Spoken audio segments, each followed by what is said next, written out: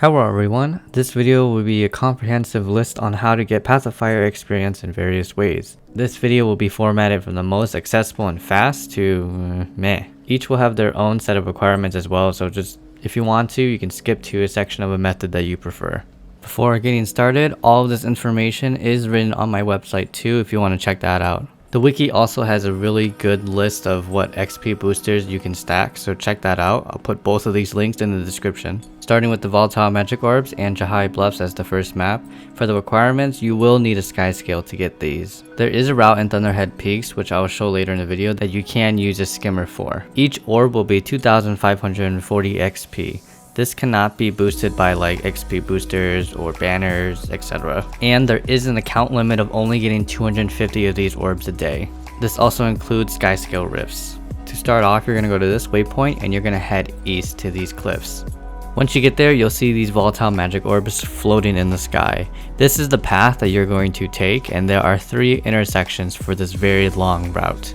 Follow the minimap as according to the map, and you want to take these routes because this is the best and longest route to get as many volatile magic orbs as you can. You can use your little speed boost on your sky scale if you want to go a little faster. For Thunderhead Peaks, this is the one you can use a skimmer for the majority of it. You're going to go to this waypoint, head a little south and then a little west. Once you get to this little intersection, you're going to see in a cliff above there is a trail of volatile magic.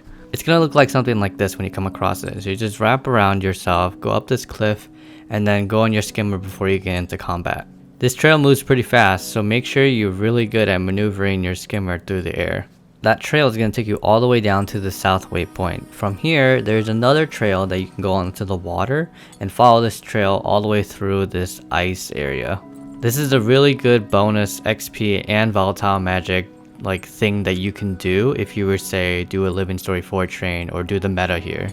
Once you get to the end of that trail, you can go back to the south waypoint and you will need a little bit more to get your 250 cap, and unfortunately this one you need a sky scale instead of a skimmer, but from the waypoint go up and you'll see another trail that keeps going up.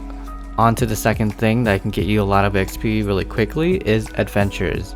Though PoF and Living Story 4 adventures are a little weird where they take like 8 minutes long and they're all about go here and gather this, which is kind of lame. But there are also a lot of these Griffon expert challenges. These are like 30-second to 1 minute challenges that you can do with your Griffon. They act like kind of like races. So the obvious requirement is that you need a Griffon. These adventures, assuming you get gold, get you about 101,000 XP, maybe more if you have the boosters. On my website, I have tested all of them and I've concluded that 6 of these I think are really, more easy, a lot easier than the other ones that are out there.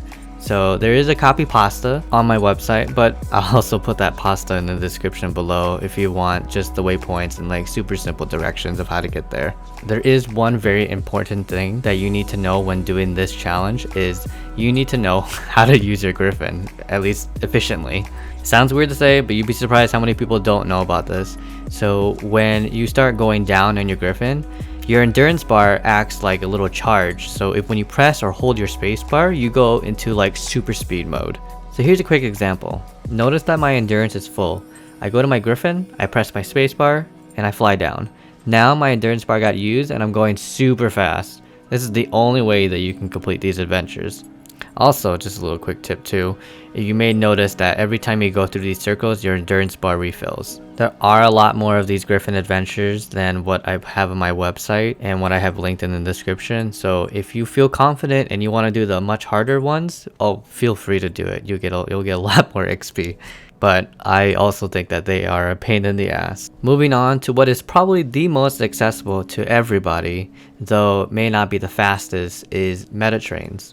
Just as a disclaimer, I'm in NA, so I don't know what the EU train scene is like. But for here, you got many options. One, what you see on the screen right now is the Living Story 4 meta train. As the name suggests, this train goes through most of the Living Story 4 maps, or all of them, and does the metas and most of the other events.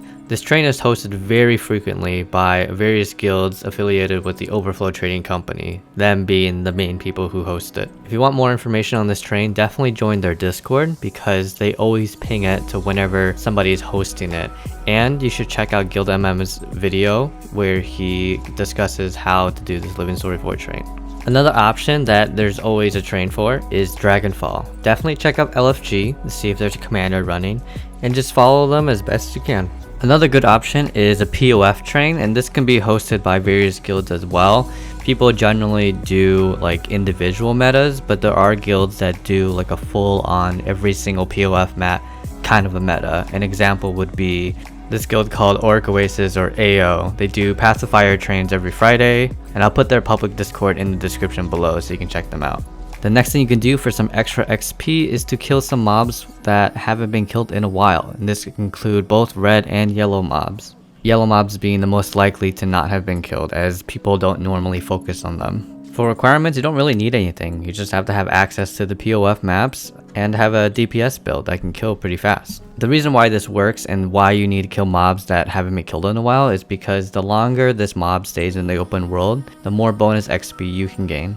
The last thing you can do with some really big XP is raids, though this is something I don't really recommend for anybody who has not experienced raids or is learning raids.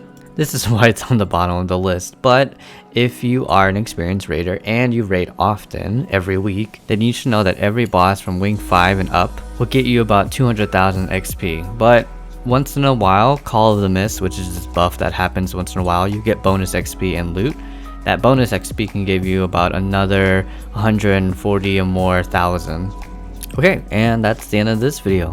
Thank you for watching. I hope this helps you get experience in a pretty orderly and fast fashion. If you have any more suggestions, just leave them in the comments because I'm sure that there's a little bit more, but this list I found was really fast for me. Check out my website for a raid guide, and I'll see you later.